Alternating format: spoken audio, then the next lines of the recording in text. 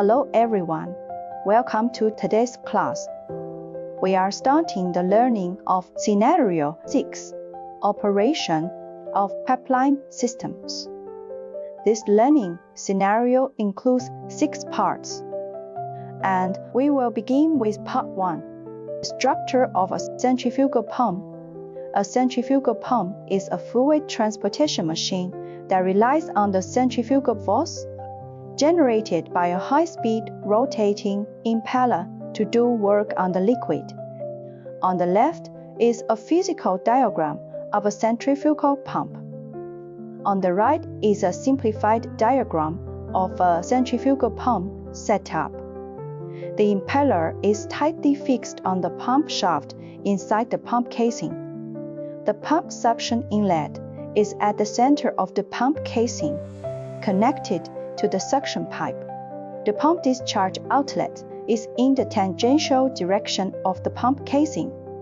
Connected to the discharge pipeline, the end of the suction pipeline is equipped with the foot valve to prevent the liquid from flowing back into the storage tank when the pump is stopped.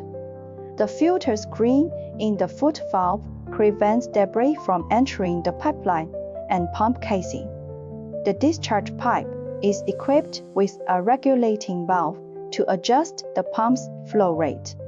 When the motor drives the impeller to rotate through the pump shaft, the liquid is sucked into the pump from the center of the pump casing through the suction pipe, and then discharged from the tangential direction of the pump casing through the discharge pipe.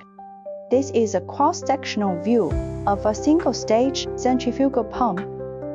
A single-stage centrifugal pump has only one impeller installed inside the pump casing. We can more clearly see the suction pipe, discharge pipe, impeller, pump casing, pump shaft, sealing system, etc. In summary, the main structure of a centrifugal pump includes the impeller, pump casing, shaft, seal device, axial suction pipe, equipped with a check valve, and tangential discharge pipe, equipped with a regulating valve to adjust the flow rate. This is the impeller of a centrifugal pump, composed of 6 to 12 backward curved blades. The functions of the impeller are to impart energy to the fluid, increasing the fluid's kinetic and static pressure energy, and to create a negative pressure at the center of the impeller. This is the pump casing of a centrifugal pump, because the pump casing has a gradually expanding cross-section, resembling a snail shell.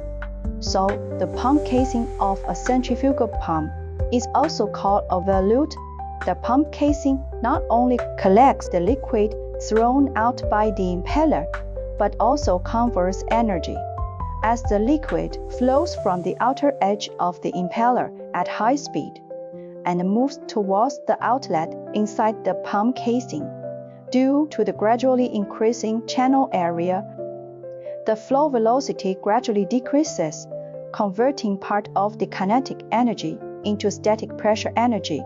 The shaft seal device achieves sealing between the rotating pump shaft and the stationary pump casing. It not only prevents the high-pressure material inside the pump from leaking out, but also prevents air from being sucked into the pump, ensuring the normal operation of the pump. Here, 2 types of shaft seal devices are introduced: packing seal and mechanical seal. The packing seal is a device that relies on the contact between the packing and the outer surface of the shaft to achieve sealing. When the pump is running, the salt packing must be wetted, allowing some liquid droplets to leak out. It has a large power loss and requires regular replacement and maintenance, but the sealing performance is slightly inferior. It is suitable for water and similar safe liquids. The mechanical seal is a sealing device that relies on the end faces of the stationary ring and the rotating ring to fit together and rotate relative to each other. The mechanical seal has good sealing performance, compact structure, long service life, low power consumption, high price, and troublesome maintenance. It is suitable for acids, alkaline, flammable, explosive, toxic, and corrosive liquids. Next, we will watch a video of disassembling a centrifugal pump to gain a more intuitive understanding of the structure of a centrifugal pump.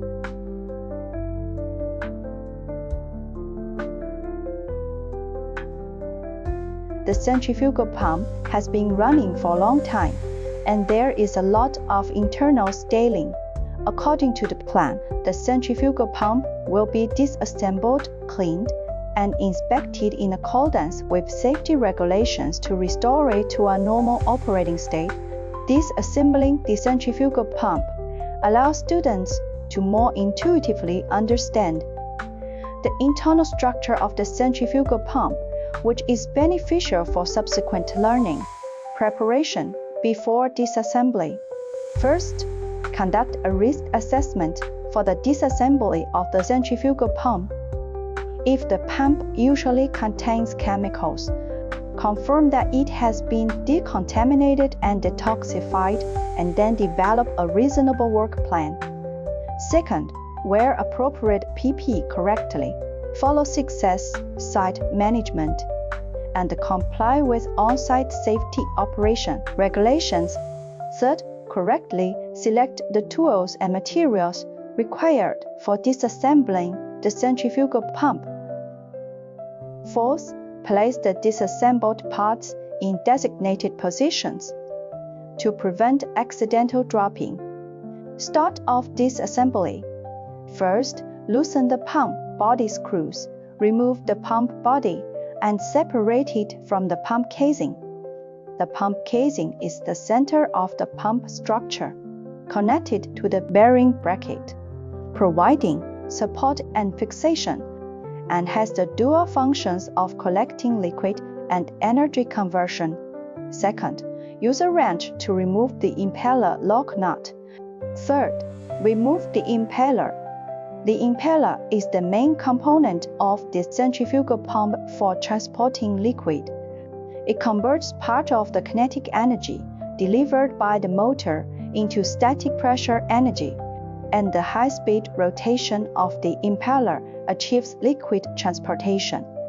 Impellers are generally divided into closed, semi-closed, and open types. Fourth, remove the mechanical seal shaft seal device.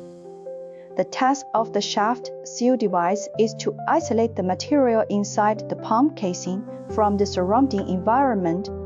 On one hand, it prevents the working liquid from flowing to the outside, avoiding environmental pollution, medium loss, poisoning, fire, explosion, and other accidents. On the other hand, it prevents environmental air from entering the pump body, causing pump cavitation or chemical reactions between the oxygen in the air and the medium. Conclusion: during the disassembly process, pay attention to proper attire to prevent injuries from falling objects. Handle tools gently, and avoid pulling, dragging, or striking with tools to avoid installation errors. The pump parts should be placed in designated positions during disassembly to prevent dropping and subsequent installation errors. Through this lesson, we have mastered the structure of the centrifugal pump, mainly including the impeller, pump casing, and shaft seal device.